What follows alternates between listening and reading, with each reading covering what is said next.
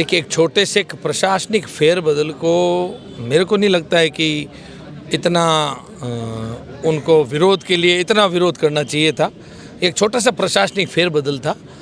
एक तहसील का बालोतरा से बाड़मेर जिले में जाना और दो आंशिक तहसीलों क्या मुख्य वजह रही होगी जो ये फेरबदल किया को लेकर हरीश चौधरी बार बार कह रहे हैं कि हमें तोड़ने की कोशिश। मथुरा में मोदी जी भी आने वाले हैं और रिफाइनरी का इनॉग्रेशन होने वाला है, उसको लेकर आप क्या कुछ कहेंगे? बहुत बड़ी सौगात है पश्चिमी राजस्थान को। प्रशासनिक फेरबदल जो कि उन लोगों ने गलत किया था, हमने वापस उसको सुधारा है। हमने कुछ भी गलत हमने नहीं किया है, हमने सिर्फ उसका तो उनके द्वारा की हुई त्रुटि को सुधारा। राजस्थान में आज से बजट सत्र की शुरुआत हो चुकी है और उसके बाद ही आप देख सकते हैं राजस्थान में बहुत ही लंबे समय के बाद 200 विधायक एक साथ देखने को मिल रहे हैं। और वहीं आज हम बात कर रहे हैं मंत्री के बिश्नोई जी से, जो कि आज मैं आपको खुद ही मिलवा देती हूँ। क्या कुछ आप कहेंगे? बजट सत्र की शुरुआत का पहला दिन अभिभाषण से हुआ और कहेंगे कि बहुत लंबे समय के बाद 200 विधायक एक साथ विधानसभा में देखने को मिले। देखिए, बजट की शुरुआत है।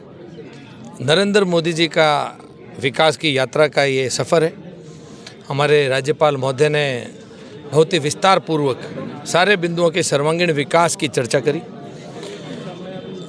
आने वाले समय में राजस्थान प्रदेश सिर्फ एक प्रदेश ना कहला करके, सिर्फ भारत के नक्शे का एक भूभाग ना कहला करके विश्व के मानचित्र पर प्रथम अग्रणी पंक्ति में दिखने वाला प्रदेश बने, विकास के उदाहरण के रूप में गाए जाने वाला प्रदेश बने। उसी सोच के साथ में दिन और रात मेहनत कर रहे हैं हमारे अति लोकप्रिय मुख्यमंत्री भजनलाल जी शर्मा।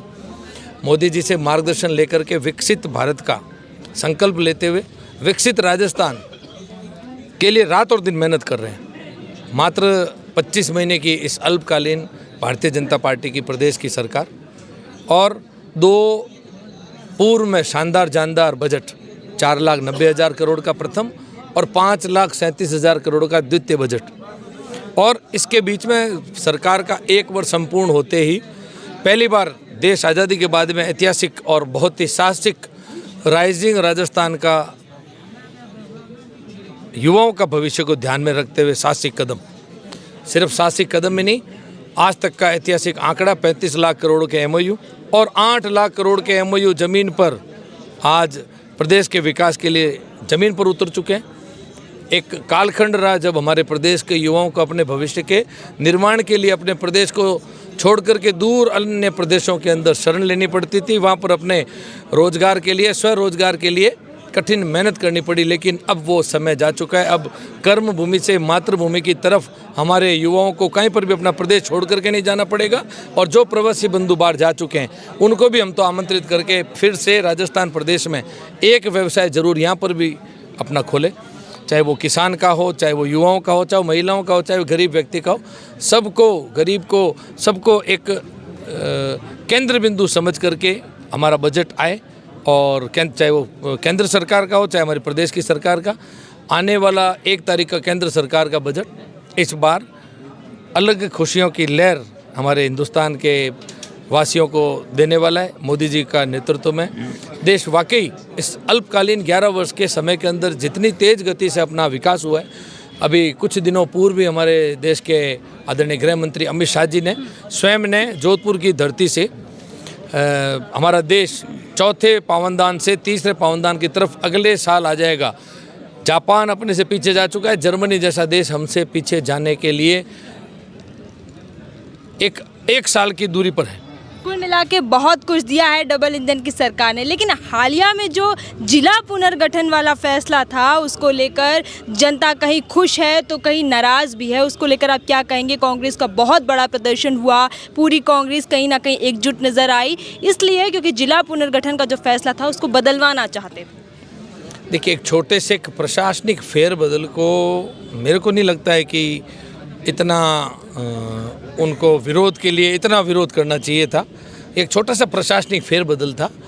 एक तहसील का बालोतरा से बाड़मेर जिले में जाना और दो आंशिक तहसीलों का क्या मुख्य वजह रही होगी जो ये फेरबदल किया?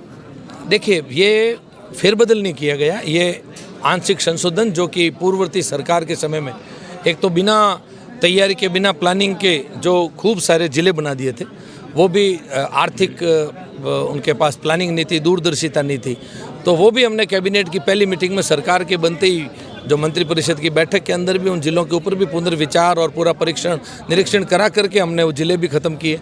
और भारतीय जनता पार्टी की 2016 में जब हमारे माननीय अशोक परनामी जी प्रदेश अध्यक्ष हुआ करते थे और भजनलाल जी शर्मा हमारे मुख्यमंत्री जी प्रदेश के महामंत्री हुआ करते थे, उन्हीं के हस्ताक्षर से हमारे जब जनसंख्या बढ़ती है, और क्योंकि बाड़मेर जैसलमेर का भूभाग काफ़ी बड़ा भूभाग है, तो बालोतरा हमारे संगठन का जिले का जब गठन हुआ उस समय से ही पचपदरा, सिवाना और गुड़ामालानी दोरीमना तक ये बालोतरा जिले का ही सदैव हिस्सा है। ये हमारे जिला अध्यक्ष बाड़मेर के हैं, तो इनके पास आज भी बायतू इनके पास है। तो बायतू का वो हिस्सा जो बाड़मेर जिले हमारे संगठन की दृष्टि से है, हमने सिर्फ बायतू को लेकर हरीश चौधरी बार बार कह रहे हैं कि हमें तोड़ने की कोशिश की जा रही है। वो उनका मैंने बताया ना, विरोध के लिए विरोध करना। जो 2016 अपन आज 2026 में खड़े हैं, ये 10 वर्ष पूर्व पार्टी के द्वारा जो निर्णय उस समय संगठन की दृष्टि से लिया था, उसी निर्णय को हमने कोई कार्यकर्ताओं के अंदर कन्फ्यूजन ना हो इसीलिए लिया। वो एक प्रशासनिक फेरबदल जो कि उन लोगों ने गलत किया था, हमने वापस उसको सुधारा है। हमने कुछ भी गलत हमने नहीं किया है, हमने सिर्फ उसका तो उनके द्वारा की हुई त्रुटि को सुधार किया है। पचपदरा में मोदी जी भी आने वाले हैं और रिफाइनरी का इनॉग्रेशन होने वाला है, उसको लेकर आप क्या कुछ कहेंगे? बहुत बड़ी सौगात है पश्चिमी राजस्थान को मिलने जा रही है। देखिए, मोदी जी ने इसका शुभारंभ ठीक आज से 10 वर्ष पूर्व किया था। आज अति आधुनिक लगभग 1 लाख करोड़ की ये जो पचपदरा की रिफाइनरी है, आने वाले समय में निश्चित रूप से हिंदुस्तान को बहुत बड़ा संबल मिलने वाला है। 3 रिफाइनरी को जोड़ने वाला भारतमाला जैसा लंबा हाईवे जो कि राजस्थान प्रदेश को मोदी जी ने उपहार के रूप में दिया, अमृतसर, पचपदरा, जामनगर, ये 3 रिफाइनरी से जुड़ने वाला पूरे उत्तर भारत को कनेक्ट करने वाला हाईवे। आज दिल्ली से मुंबई का जो फ्रेट कॉरिडोर बनाया गया है, उस फ्रेट कॉरिडोर को भी वापस लालसोट, पचपदरा, वापस पूरा मध्य राजस्थान का हिस्सा, इंफ्रास्ट्रक्चर की कनेक्टिविटी बहुत शानदार होने वाली है। यही तो राजस्थान का भविष्य है। इसीलिए तो यहाँ पर आज निवेशकों के मन में यहाँ पर आकर के अपना धन लगाने की मन में उनके चर्चा भी है। आज हर दृष्टिकोण से, चाहे वो पेट्रोलियम हब हमारे यहाँ बन रहा है, टेक्सटाइल हब भीलवाड़ा में है, हमारा टूरिज़्म के लिए, रिलीजियस टूरिज़्म के लिए राजस्थान बहुत वर्षों से प्रचलित है। ईश्वरीय कृपा से हमारा सोलर के लिए जो ग्रीन एनर्जी देता है, आज ऐसा कोई फील्ड पीछे नहीं रह जाता है जिसके अंदर राजस्थान को कोई भी तरीके से पीछे मुड़ करके, हमारा खनिज का हम लोग मिनरल रिच स्टेट हैं। आने वाले समय में हमारे बाड़मेर, जैसलमेर, जहाँ पर एक समय में दंड देने के लिए कुछ राजनीतिक दल चर्चाएं करते थे, लेकिन अब वहाँ पर आग्रह पूर्वक आना पड़ता है। लिग्नाइट, तेल, गैस के कुएं, रिफाइनरी जैसा मजबूत आज जो तंत्र वहाँ पर बनाया गया है, ये वाकई आने वाले समय में निश्चित रूप से एक अलग दिशा के अंदर हमारे राजस्थान को, अग्रणी राजस्थान, राइजिंग राजस्थान, चमकता हुआ राजस्थान, एक आगे बढ़ता हुआ राजस्थान है। दूसरी कड़ी में हम आपको एमएलए से भी बातचीत करवाएंगे कि यहाँ पर किस तरीके से राजस्थान में हालिया स्थितियाँ चल रही है। हालांकि अभी तो बजट सत्र की शुरुआत हुई है, कह सकते हैं ये तो सिर्फ ट्रेलर था, पिक्चर तो अभी बाकी है।